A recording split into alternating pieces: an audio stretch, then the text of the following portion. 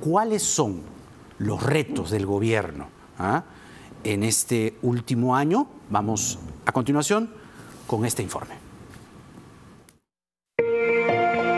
El presidente Martín Vizcarra enfrenta su último año de gobierno con un nuevo gabinete liderado por Pedro Cateriano en el marco de la lucha contra la pandemia por la COVID-19.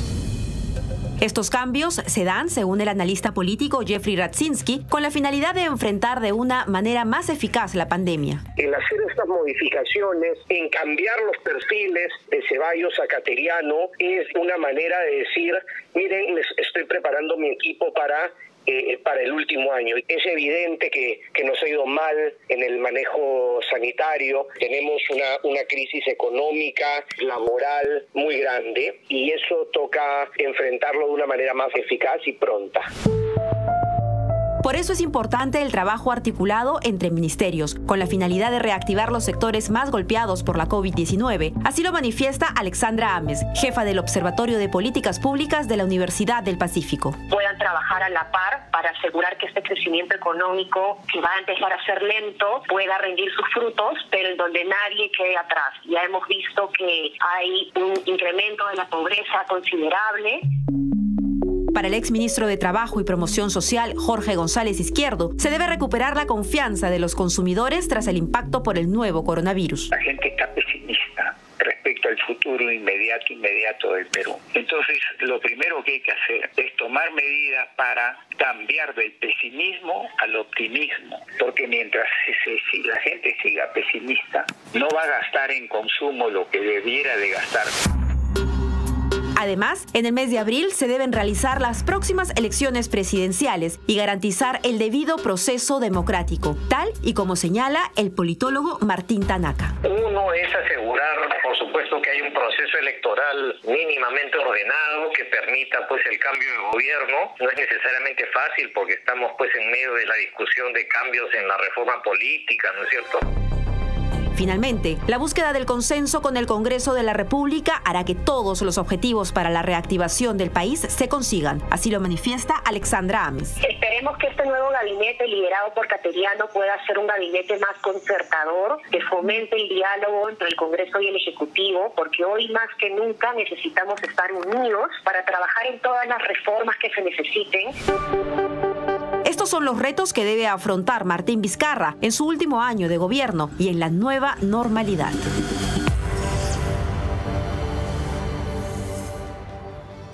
Como ven, esta es una edición muy especial, una edición extraordinaria por 28 de julio. Nos vamos hoy hasta las 10:30 de la noche. Tenemos un programa sumamente especial, como ya les digo. Y vamos a continuación con nuestros siguientes invitados. Toca ahora el análisis. Ya están con nosotros Fernando Tuesta Soldevilla, politólogo, y Elmer Cuba, economista. Evidentemente, cada cual va a mirar su respectiva expertise a la luz de lo que ha dicho el presidente hoy. A los dos, muy buenas noches. Bienvenidos al programa.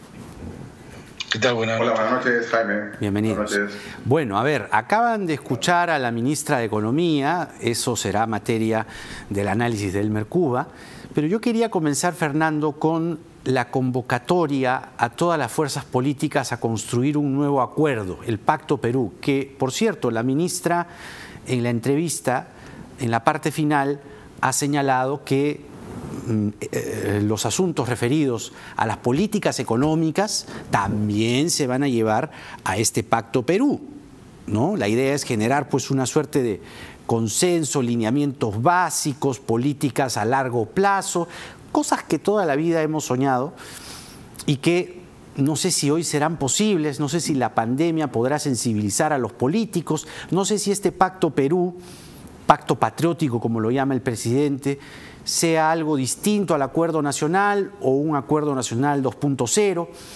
¿Es posible este Pacto Perú entendiéndolo como un pacto, qué sé yo, a la chilena, ¿no? Un acuerdo de 10, 15, 20 años a futuro? ¿Es posible eso? Bueno, es siempre importante y necesario propuestas como esta. Sin embargo, las evidencias, antecedentes, nos puede llevar a pensar que, sobre todo en estas circunstancias, es difícil que prospere. ¿Por qué razón? ¿Con quiénes son los pactos? Dicen con cada uno de los partidos. ¿Cuántos son los partidos? Los que están en el Congreso, 9.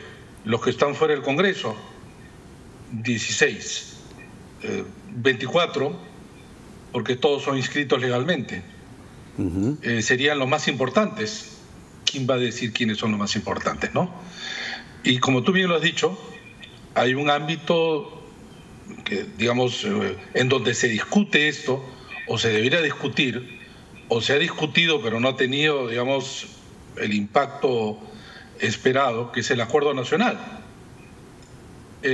Además, claro, en medio de un proceso electoral, donde la dinámica de justamente ganar más votos, muchas veces se estira las propuestas en medio además de la pandemia, ¿no?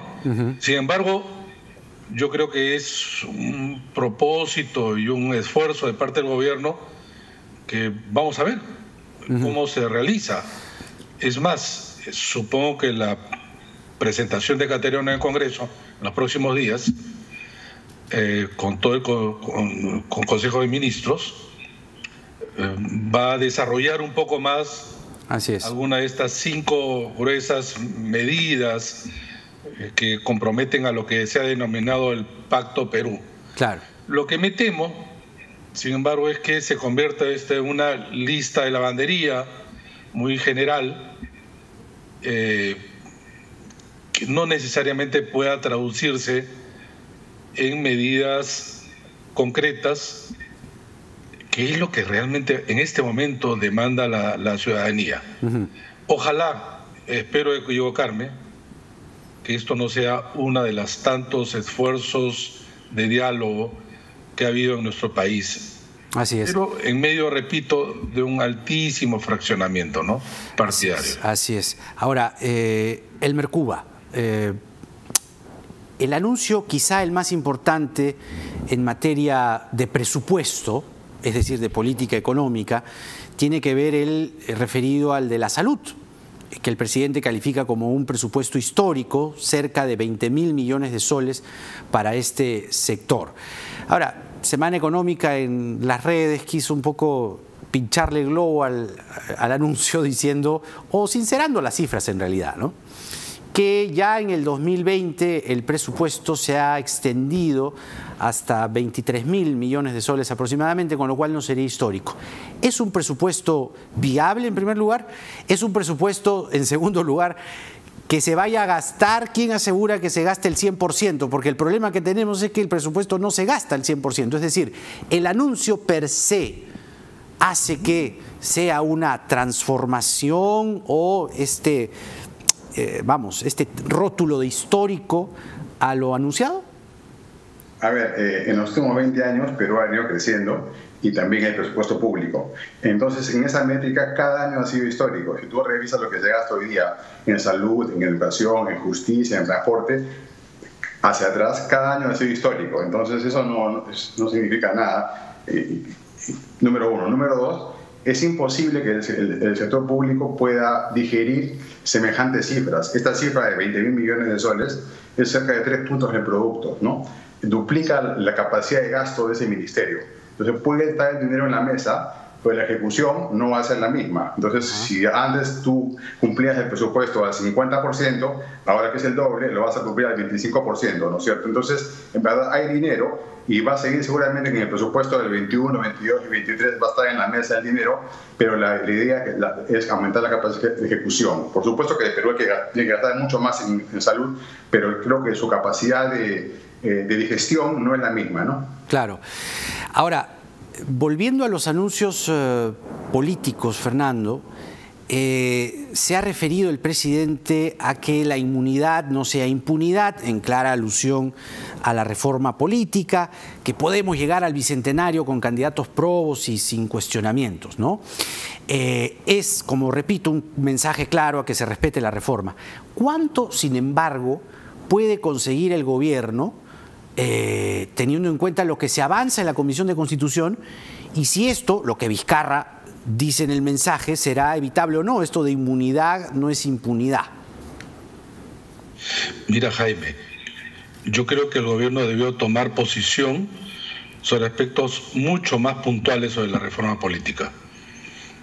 En realidad ha sido generalidades que no llevaron a distinguir, para empezar, por ejemplo, la reforma de justicia con la reforma política, ¿no? En los párrafos del mensaje, allí se confunde. Pero además hay cosas que forman parte de una agenda fundamental. Eliminación del voto preferencial, que las elecciones internas de los partidos no sean como siempre se ha hecho. En tercer lugar, todo aquello que complementa los aspectos de financiamiento de los partidos. 4, es necesario dividir circunscripciones tan grandes como Lima por solamente nombrar 4. Claro. El tema de la inmunidad, siendo muy importante y que ha quizá concitado el interés público, no es un tema de emergencia en el cronograma electoral. Eso se puede incluso decidir un poco más tarde. El tema de los candidatos idóneos está bien, pero no es pues los puntos que merecen en este momento, dado el calendario, resolver. Claro. Y allí quizá, digamos, por el ánimo de no confrontar con el Congreso, no ha existido, creo, un discurso en esa parte con la firmeza que creo que se requiere. Claro. Hoy estamos al aire con un programa especial, ya vienen unos instantes Patricia Donaire, la ministra del MIDIS, y luego vamos a tener a 2 congresistas, a Gino Costa y a Leslie Lazo. Vamos hasta las 10:30 de la noche. Ahora, Elmer, los contratos gobierno a gobierno, creo que es otro asunto importante que se ha mencionado y se ha resaltado, referido a las líneas 3 y 4 del metro, la carretera central, 75 colegios, 44 centros médicos, 24 proyectos de saneamiento. Tal parece que esta modalidad de gobierno a gobierno será lo que nos permita ejecutar obra pública, ¿verdad? Sí, en verdad, ahí tengo un sabor agridulce, ¿no? Lo bueno es que efectivamente eso puede destrabar la inversión pública en importantes proyectos de infraestructura.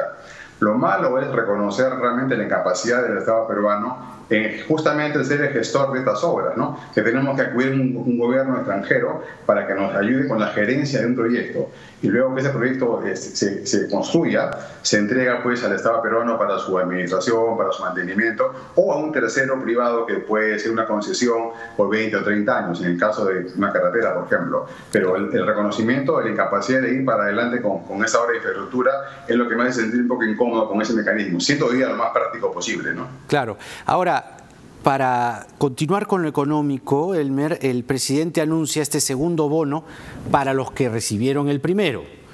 Además, gracias al padrón de hogares, se han identificado 2,5 millones de hogares más.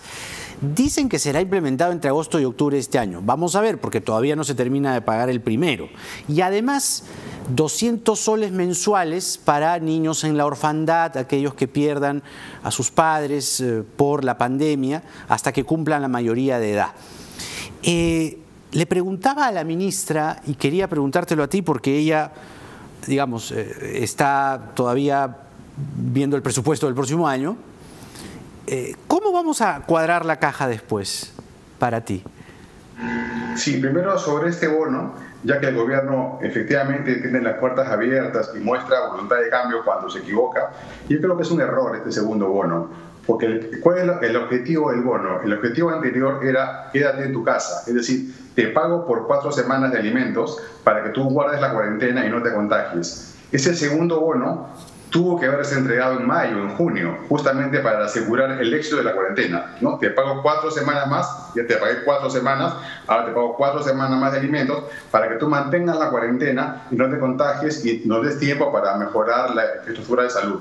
En cambio, este segundo bono, si se entrega en septiembre, no tiene sentido, el mismo sentido que el anterior. Era un bono condicionado a que tú guardas la cuarentena. Este bono no tiene ningún sentido entregarlo de la manera cuasi universal. Yo sí entregaría un bono pero a los sectores que han caído en pobreza este año, ¿no? Esas familias que merecen un apoyo, pero más no por un mes, sino por 5 o 6 meses. Es decir, no le daría todo este bono a todos esos 8,5 millones de familias que no lo necesitan, porque hoy ya están trabajando y van a trabajar en los próximos meses, sino centrarlo en los nuevos pobres, sobre todo en el mundo urbano. Va a haber gente que tiene obesidad o es mayor de 65 años o tiene hipertensión, que se ve obligado a trabajar y con miedo o va a perder su empleo. Entonces hay que, ya que hemos avanzado en los padrones, identificar esta población nuevo pobre y darle este bono por 5 o 6 meses en lugar de un bono por una sola vez generalizado, donde ya no es la idea del bono inicial. El bono inicial, como repito, tenía un objetivo, que era mantener la cuarentena para no contagiarse. Hoy día no pierde sentido, se ha desnaturalizado ese bono,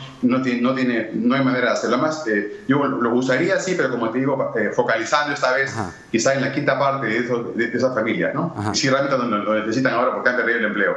Tengo una pregunta más pendiente sobre economía, pero quisiera ir antes con Fernando Tuesta para, justamente a partir del mensaje presidencial, viene el 3 de agosto el voto de confianza de Pedro Cateriano, presidente del Consejo de Ministros, que sin duda tiene después que desarrollar con mucho mayor detalle todo lo que se ha anunciado hoy.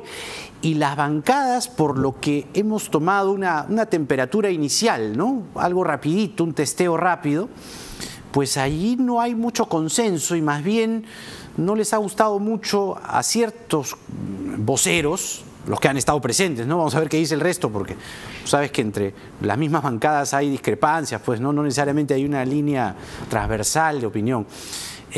¿La tiene dura Pedro Cateriano? ¿La tiene difícil respecto al voto de confianza o crees que será un trámite sencillo? Mira, Jaime, no ha existido caso en que no se dé un voto de confianza ante la presentación de un gabinete. Nunca. No creo que esta sea una excepción. Muchas veces, sin embargo, es precedida por opiniones contrarias. Incluso ha habido casos en que parecía, dado los discursos, que no se le iba a dar el voto de confianza, y se ha dado a todos. Me refiero al inicio de un gabinete, ¿no? Es una suerte de investidura. No habría por qué no dárselo, además. Sin embargo, habría que recordar que en este último año no se puede disolver el Congreso.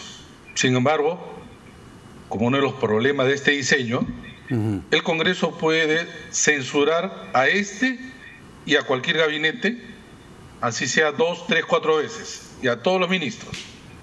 Es un problema de gobernabilidad que creo no se va a dar, porque el Congreso le va a otorgar el voto de confianza, estoy casi seguro, absolutamente seguro. Ajá. Ahora, la pregunta pendiente, Elmer, era sobre cómo vamos a pagar la factura después. Como le decía hace un momento a la ministra, creo que lo que están haciendo ahora es lo que toca, ¿no? Pero la factura siempre se paga después. ¿Cree que, o crees que el gobierno se va a ver obligado a, por un lado, elevar la presión tributaria y, consecuentemente, ponernos más impuestos, pagar más impuestos, o la SUNAT volverse mucho más rígida para que la caja cuadre después? Sí, primero, digamos, el grueso del déficit fiscal este año seguramente va a ser de 10%, va a ser un déficit del tamaño de cualquier déficit de los 80, digamos, ¿no? Esos tremendos déficits, un tamaño colosal de 10% de producto. El grueso de ese déficit es porque hay ingresos, no es por los bonos, estos bonos de quédate en tu casa, o las computadoras para los niños en los colegios, o el gasto del COVID. El grueso del déficit es por los ingresos tributarios. Como la ministra misma ha dicho hace un momento, los ingresos por IGB y por renta se están derritiendo. Se calcula más o menos una caída de ingresos tributarios de este año cercana a 12.000 millones de dólares.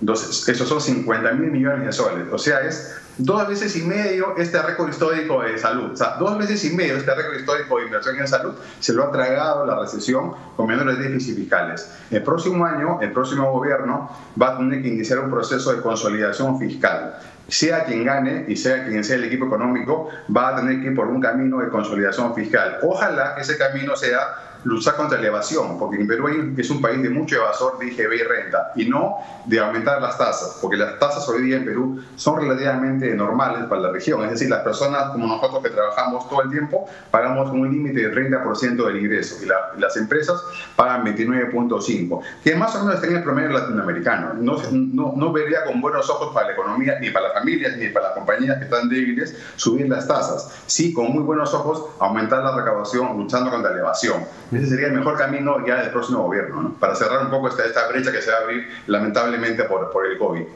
Interesante esta última reflexión. Nos quedan siempre muchos temas, pero les estoy muy agradecido por este análisis, tanto en lo económico como en lo político. Fernando Tuesta, Elmer Cuba, Fernando Tuesta. Muchas gracias por estar aquí en el programa, ¿eh? Que tengan una buena noche los dos. Gracias. Les decía que este es un programa especial. Nos vamos hasta las 10:30 de la noche. Es una cobertura como corresponde a 28 de julio, porque ahora, luego de la pausa, venimos con la ministra de Desarrollo e Inclusión Social, Patricia Donaire. Los temas sin duda pues se caen de maduros, ¿no? Los anuncios referidos al bono, a esta pensión de orfandad para aquellos niños que lamentablemente han perdido a sus padres, a uno de ellos por la pandemia, y más adelante dos congresistas, Leslie Lazo de Acción Popular y Gino Costa del Partido Morado, porque nada está dicho.